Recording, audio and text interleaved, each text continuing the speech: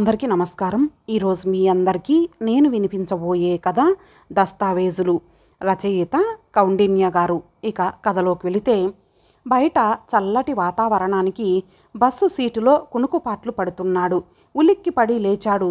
కిటికీ అద్దాలకు పట్టిన చెమ్మను హడావుడిగా తుడిచి బయటకు చూస్తూ ఎక్కడున్నాడో అర్థం కాక లేచి సరాసరి కండక్టర్ కూర్చున్న దిశగా నడిచి, ఈడుపుగల్లు వెడిపోయిందా అని కంగారుగా అడిగాడు గోపాలరావు. అతని పరిస్థితి కండక్టర్కు అర్థమయ్యింది. ఊరు దాటబోతున్నాం, ఏంటి దిగుతారా అంటూ లేచి వెంటనే బెల్లు కొట్టాడు. అనుకోని చోట ఆపమనడంతో డ్రైవరు ఒకసారి వెనక్కి తిరిగి చూసి విసుగు ప్రదర్శిస్తూ బస్సుని ఆపాడు. గోపాలరావు హడావుడిగా కిందకు దిగాడు. సరిగా దిగాడో లేదో చూసి ఆ కండక్టరు రై రై అనగానే రోడ్డు మీద ఉన్న నీళ్లు ఇరువైపులా చిందిస్తూ ఆ బస్సు కనుమరుగయ్యింది. జోరుగా వర్షం పడుతోంది. ఊరు శివార్లలో పచ్చిక బైర్లు వాన నీటికి తడిసి పచ్చగా కనబడుతున్నాయి. కొత్త ప్రదేశం. ఆ చుట్టూ ఓసారి చూసి దగ్గరలో షెల్టర్లాగా కనబడగానే అటు పరిగెత్తి దాని కింద తలదాచుకొని చేతిలో బ్యాగు తడిసిందేమోనని ఓసారి చూసుకున్నాడు. అటు ఆకాశంలో కమ్ముకున్న దట్టమైన కారు మబ్బులు మరొకసారి పరికించి చూసి ఇప్పుడల్లా తెరిపిచ్చేలా లేదు అనుకున్నాడు. సాయంత్రం 3 గంటలు కావస్తోంది. వర్షం వల్ల ప్రయాణం కూడా ఆలస్యం అయ్యింది. నిద్రలోకి జారుకున్నందుకు తనను తాను మరోసారి దూషించుకున్నాడు. పైన షెల్టర్ కన్నంలోంచి బొట్టు బొట్టు కారడం చూసి కొంచెం పక్కకు జరిగాడు. ధైర్యం చేసి వెళ్దామా అనుకుంటే తడిసి ముద్దయ్యేలాగా ఉన్నాడు. తన ధ్యాసంతా తన దగ్గర ఉన్న దస్తావేజుల గురించే. తనకు ఇక్కడికి వచ్చే ముందు ఎన్నో జాగ్రత్తలు చెప్పే పంపించారు ప్రకాశం గారు. ఈ ఒక్క పని సక్రమంగా చేయకుండా వెడితే గోపాలరావుకు ఆయన దగ్గర మొహం చల్లదు. ప్రస్తుత పరిస్థితులలో తను చేసేది ఏమీ లేక ఆ ఊరి దిశలో వెళ్ళబోతున్న వాటినన్నింటినీ గమనిస్తున్నాడు. అదే తను ఊరిలో గనక దిగి ఉంటే కనీసం ఏ రిక్షా అతను తను చేరవలసిన చోటికి తీసుకెళ్లేవాడు. సమయం కొంత వృధా అయినా సరే వర్షం తగ్గేదాకా కదిలే ప్రసక్తి లేదని నిశ్చయించుకున్నాడు గోపాలరావు. పెరిగింది పల్లెటూరైనా గోపాలరావు చదివింది పట్నంలోనే. పట్నంలో పనిచేసే విధానానికి అలవాటు పడిన గోపాలరావుకు ఇక్కడ పనులు అయోమయంగా అనిపిస్తాయి. అందరికీ గోపాల్ అని పరిచయం చేసినా చిన్నప్పటి నుండి అలవాటైన పేరుతో గోపాలరావు అనే పిలుస్తారు. చదువులు పూర్తయిన తర్వాత అక్కడే కొన్నేళ్లు పనిచేసి తండ్రి పోరు పడలేక అది కాస్త మానేసి ఆ సొంత ఊర్లోనే ఏదో ఒకటి చేద్దామని నిశ్చయించుకొని తిరిగి వచ్చాడు. తీరా వచ్చిన తర్వాత మళ్ళీ అంత చిన్న ఊర్లో ఇమడగలడా లేదా అన్న సందేహంతో చిన్నా చితక పనులు తప్ప ఏ పని సక్రమంగా మొదలు పెట్టనే లేదు.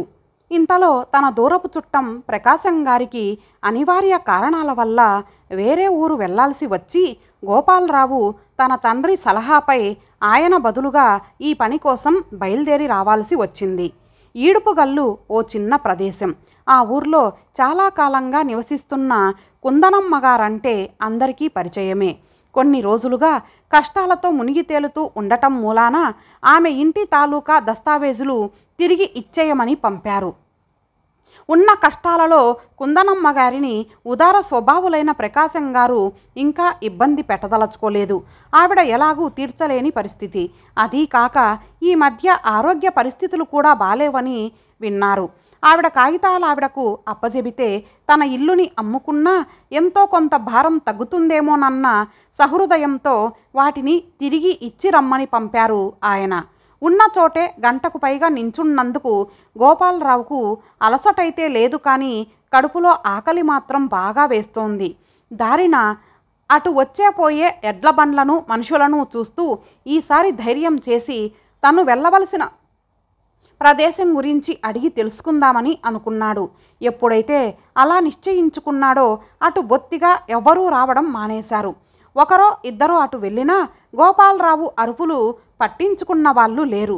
సహనం కోల్పోతూ చేసేది లేక అక్కడే నించొని ఉన్నాడు. కొంతసేపటికి దగ్గరలోంచి ఓ ఎద్దుల బండి వెడుతుంటే గట్టిగా వినపడేలాగా అరిచాడు. ఏ మనిషి అవసరంలో ఉన్నాడోనని బండి అతను ఆపాడు. అతనితో కుందనమ్మ గారి ఇల్లు ఎక్కడో తెలుసా అని అడిగాడు. సరిగా వినపడినట్లు లేక మళ్ళీ కొంచెం గొంతు చించి అరిచాడు. అది విన్న అతను అటే వెళ్తన్నా బాబు, వస్తారేంటి అన్నాడు. వద్దులే, తడిసిపోతాను, నడిచే దూరమేనా అని అడిగిన దానికి కాదు బాబు, కాసిన దూరం వెళ్ళాలి అంటూ జవాబు చెప్పి అతను బయలుదేరాడు. గోపాలరావుకు ఓపిక సన్నగిల్లింది. తప్పేది లేక ఉన్న చోటే చతికిలబడి కొంతసేపటికి ఎవరో వస్తున్నట్లుగా వినబడగానే అప్రమత్తమయ్యి లేచి నించున్నాడు. చూడటానికి గుర్రపు బండిలాగా ఉంది. దగ్గరకు రాగానే గట్టిగా పిలిచాడు. ఇక లాభం లేదని, మళ్ళీ ఇలాంటి అవకాశం దొరకదేమోనని ధైర్యం చేసి బ్యాగు తడవకుండా శరీరం అడ్డు పెడుతూ పరిగెత్తాడు. అతనితో మాట్లాడి లోపలికి ఎక్కాడు. అదే గుర్రపు బండి లోపల ఇంకొక ఆవిడ కూర్చొని ఉంది. పరిచయం ఉన్న వ్యక్తిలానే అనిపించి మరొకసారి ఆమె ముఖం చూశాడు. ఈ మధ్యనే చూసిన ఆమెలా ఉన్నా తనకు ఎక్కడ చూశాడో సరిగా గుర్తు రావడం లేదు. తనది బాగా తెలిస్తే కానీ పలకరించే స్వభావం కాదు. ఇలా మనుషులు కనబడటం, తను వారిని సరిగా గమనించకపోవడం సహజమే గోపాలరావుకు. ఎక్కడ చూశాడో దాని గురించి తల బద్దలు కొట్టుకుంటూ ఉంటే, బాబుగారు, కుందనమ్మగారి ఇల్లు ఇదే అని వినిపించగానే తేరుకున్నాడు. ఆమె కూడా దిగింది. సరాసరి ఆ బంగళాలోకి నడిచింది. గోపాలరావు జేబులోంచి డబ్బులు తీసి ఇచ్చాడు. ఆ గుర్రం బండి అతను డబ్బులు తీసుకొని, ఈ ఇంట్లోకి వెళుతున్నారు, జాగ్రత్త బాబుగారు అన్నాడు. అతను అన్న మాటలేమీ పట్టించుకోలేదు. ఆమె కూడా అదే ఇంట్లోకి వెళ్ళడంతో తన ధ్యాస ఆమె మీద ఉండి వెనకాలే తను కూడా లోపలకు నడిచాడు. తలుపు తీసి ఉండటంతో లోపలికి మెల్లిగా నడిచి ముందు గదిని పరిశీలిస్తున్నాడు. ఇంతలో లోపల నుండి వయసు పడిన ఆవిడ వస్తూ పలకరించింది. ఈవిడే కుందనమ్మగారు అయ్యి ఉంటారని అనుకున్నాడు గోపాలరావు. మీరు అని అడిగింది. ప్రకాశం గారు నన్ను పంపారు. ఆయన మీకు మీ ఇంటి దస్తావేజులు తిరిగి ఇచ్చిరమ్మన్నారు అన్నాడు. ఆమె కళ్ళలో సంతోషం కనపడింది. కూర్చోండి బాబు, మంచినీళ్లు తెస్తాను అంటూ లోపలి నుండి నీళ్లు తెచ్చి అందించింది. ప్రయాణం బాగా జరిగిందా? మీరు అలసటగా కనిపిస్తున్నారు అంది. వర్షం వల్ల రావడం కొంచెం ఆలస్యం అయ్యింది అన్నాడు. ప్రయాణం ఆలస్యం అయ్యింది, భోజనం చేయడానికి కుదరలేదు. దగ్గరలో హోటల్ ఏమైనా ఉందా అని అడిగాడు. హోటల్ ఎందుకు బాబు, మీరు తయారయ్యేలోగా నేనే ఏర్పాటు చేస్తాను అంది కుందనమ్మగారు. మళ్ళీ పొద్దుపోయింది, మీకు బస్సు రేపటి వరకు లేదు అంది. అవునా, ఈ ఊర్లో దిగగానే తిరుగు ప్రయాణం గురించి కనుక్కుందామని అనుకున్నాను, కానీ దురదృష్టవశాత్తు ఈరోజు ఏమీ అనుకున్నట్లుగా జరగలేదు అంటూ, పర్వాలేదు, నేను బయట ఎక్కడో అక్కడ వసతి ఏర్పాటు చేసుకుంటాను అన్నాడు. ఆ పెద్దావిడకు ఇబ్బంది కలిగించే ఆలోచన లేక. అది విని కుందనమ్మగారు, మీకేమీ అభ్యంతరం లేకపోతే ఈ రోజుకు ఇక్కడే ఉండిపోవచ్చు అంది. గోపాలరావు ఒకసారి ఆలోచించాడు. తను ఉన్న పరిస్థితిలో ఆవిడ అన్నది చెవులకు సొంపుగా వినిపించి మరో మాట మాట్లాడకుండా సరే అన్నాడు. ఈలోగా తినే అందుకు ఏదో ఒకటి తెస్తాను అంటూ లోపలికి వెళ్ళి తీసుకొచ్చింది. అల్పాహారంతో ముందుగా కనీసం ఆత్మారాముడైనా శాంతిస్తాడని మనసులో అనుకుంటూ ఆవిడ తెచ్చినవి శుభ్రంగా తినేశాడు. రండి బాబు, మీకు మీ గది చూపిస్తాను అంది కుందనమ్మగారు. ఆమె వెనకాలే నడిచాడు. గదిలోకి ప్రవేశించాడు. తెరిచి ఉన్న కిటికీ తలుపులు గాలి ఉధృతానికి పటపటా కొట్టుకుంటున్నాయి. వెళ్ళి వాటిని మూసి తన బ్యాగు అక్కడ ఉన్న టేబుల్ మీద పెట్టాడు. ఆ షెల్టర్లో నించొని కాళ్ళు లాగడం మూలాన ఆ గదిలో పడక మంచం కనబడగానే నడుము వాల్చాడు. అలసట వల్ల తను ఎప్పుడు నిద్రలోకి జారుకున్నాడో తనకే తెలియదు. అర్ధరాత్రి వేళ మళ్ళీ కడుపులో ప్రేగులు అరవడంతో మెలకువ వచ్చింది. తన తలుపు దగ్గర ఏదో శబ్దం అయ్యింది. వెళ్ళి చూశాడు. తనతో ఇందాక లోపలకు నడిచిన ఆమె నిలబడి నిరీక్షిస్తోంది. మీరు సంకోచిస్తూ అన్నాడు. మీరు భోంచేయకుండా పడుకున్నారు అంది. ఇంకేమీ ఆలోచించకుండా ఆ నిద్రమత్తులో తన వెంటే నడిచాడు. ఆమె అన్నీ తన కోసమే అమర్చినట్లుగా ఉంది. ఆత్రంగా తినడం మొదలుపెట్టాడు. ఆమె అతన్నే చూస్తూ పక్కనే కొంచెంసేపు నించొని ఉంది. మళ్ళీ తనకు మొహమాటమేసి మీరు శాంతంగా తినండి అంటూ తన గదిలోకి వెళ్ళిపోయింది. గోపాలరావు సుఖంగా భోజనం చేసి తన గది వైపుకు నడిచాడు. మళ్ళీ పక్క మీద నడుం వాల్చాడు. చుట్టుపక్కల నిర్మానుష్యంగా ఉండి కప్పలు అరుస్తున్నాయి. చినుకులు పడటం వినిపిస్తూనే ఉంది. నిద్ర పట్టక అటూ ఇటూ దొర్లుతూ తన కోసం అంత పొద్దుపోవడం వరకు కూడా మెలకువ ఉన్న ఆమె వైపుకు ధ్యాస మళ్ళింది. ముందుగా సంకోచించినా తనను పలకరించి ఆమె వివరాలు తెలుసుకుందామని బయలుదేరాడు. మిగతా గదుల వైపు చూశాడు. ఓ గదిలోంచి వెలుతురు కనబడుతోంది. బహుశా ఆమె గది అయి ఉండవచ్చునని తలుపుని చిన్నగా తోశాడు.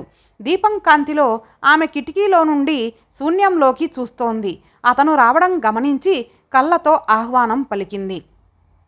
లోపలకు నడిచి చొరవ చేసుకొని, మీకు కృతజ్ఞతలు ఎలా తెలపాలో తెలియడం లేదు అన్నాడు. పర్వాలేదు అంది, గాలికి మొహం మీద పడుతున్న ముంగురులను తీసి చేతివేళ్లతో వెనక్కి నెడుతూ. మీ పేరు తెలుసుకోవచ్చా అని అడిగాడు. కుందన అంది. బావుంది, ఈ ఇంట్లో అందరి పేర్లు ఒకటేనా అన్నాడు నవ్వుతూ. అయితే మీకు కుందనమ్మగారు ఏమవుతారు అని అడిగాడు. తను ఏమీ మాట్లాడలేదు. దీపం దగ్గరగా వచ్చి కొంచెం పెద్దది చేసింది. నొసట సన్నటి తిలకం బొట్టుతో కళ్ళలో బెరుకుతనం కనపడింది. పోనీ చెప్పొద్దులేండి అన్నాడు. మిమ్మల్ని ఇంతకు మునుపు ఎక్కడో చూశాను అన్నాడు. తన భావం వ్యక్తపరిచాడు. ఒకే పోలికలు ఉన్నవారు ఉంటారులేండి అంది నవ్వుతూ. అంతే అంటారా అన్నాడు. అతన్ని ఎన్నో ప్రశ్నలు వేధిస్తున్నాయి. తన గురించి ఎంతో తెలుసుకోవాలని ఉంది గోపాలరావుకు. మీరు నించొనే ఉన్నారు అంది. తనకు కూర్చొని ఎన్నో కబుర్లు చెప్పాలని ఉన్నా మనసు మార్చుకొని, బాగా పొద్దుపోయింది, మీరు విశ్రాంతి తీసుకోండి అంటూ తన గది వైపుకు నడిచాడు. తన పక్క మీద వాలి ఆమె ఆలోచనలతో కునుకు పట్టేసింది. గోపాలరావు లేచేసరికే బాగా పొద్దు ఎక్కింది. హడావుడిగా తన గదిలో నుండి బయటకు నడిచాడు. కుందనమ్మగారు కనిపించి, పెరట్లో నీళ్లు ఉంచాను, మీరు తయారై రండి అంది.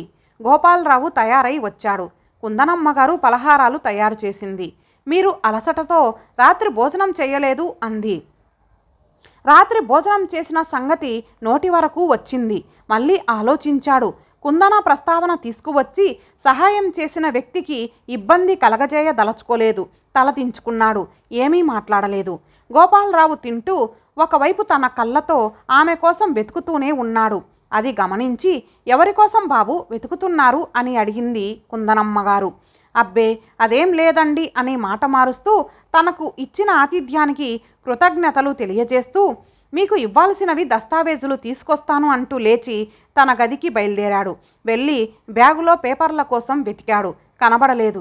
సరిగా చూడలేదేమో అని తన బట్టలన్నీ తీసి మరీ వెతికినా కనబడక, ఆ తీసిన బట్టలు మళ్ళీ లోపల కూరేసి ఆ బ్యాగుతో హడావుడిగా బయటకు వచ్చాడు.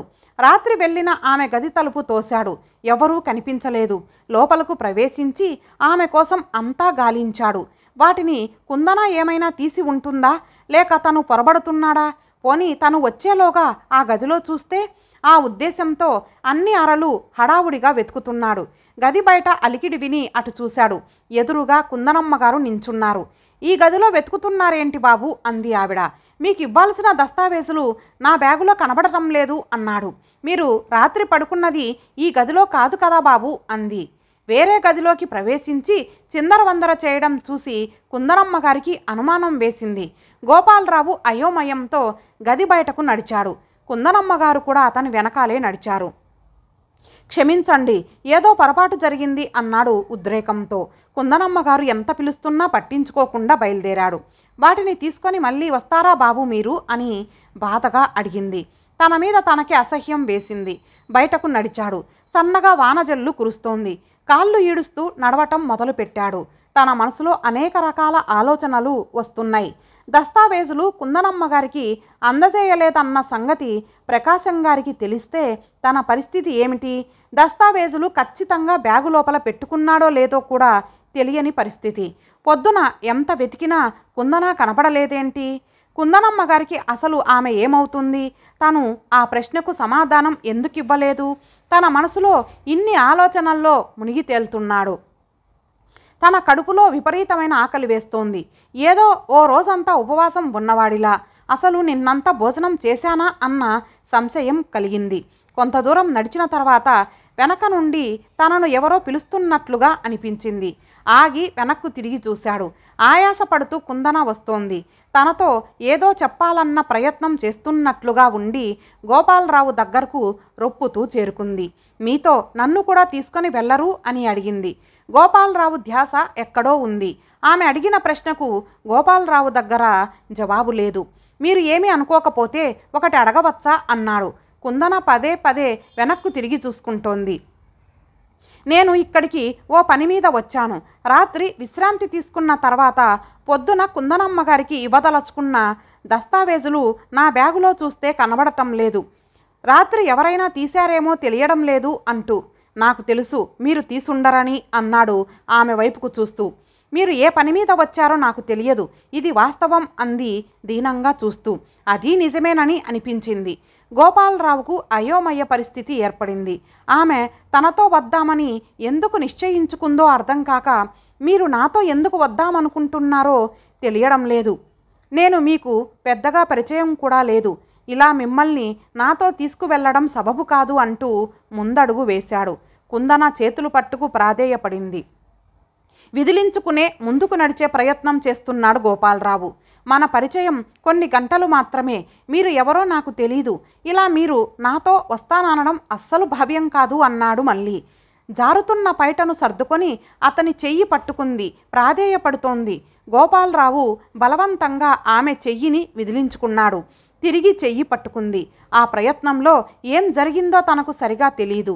నేల మీద పడ్డాడు. ఆమె బలంగా అతని మీద పడుతూ అరుస్తూ నిప్పులు చిందిస్తున్న కళ్ళతో తన కళ్ళలోకి చూసింది. గోపాలరావుకు ఏం జరిగిందో తెలుసుకోవటానికి కొంత సమయం పట్టింది. నిమిషంలో తను రోడ్డు పక్కన పడి ఉన్నాడు. కొంతసేపటికి కానీ తేరుకోలేకపోయాడు.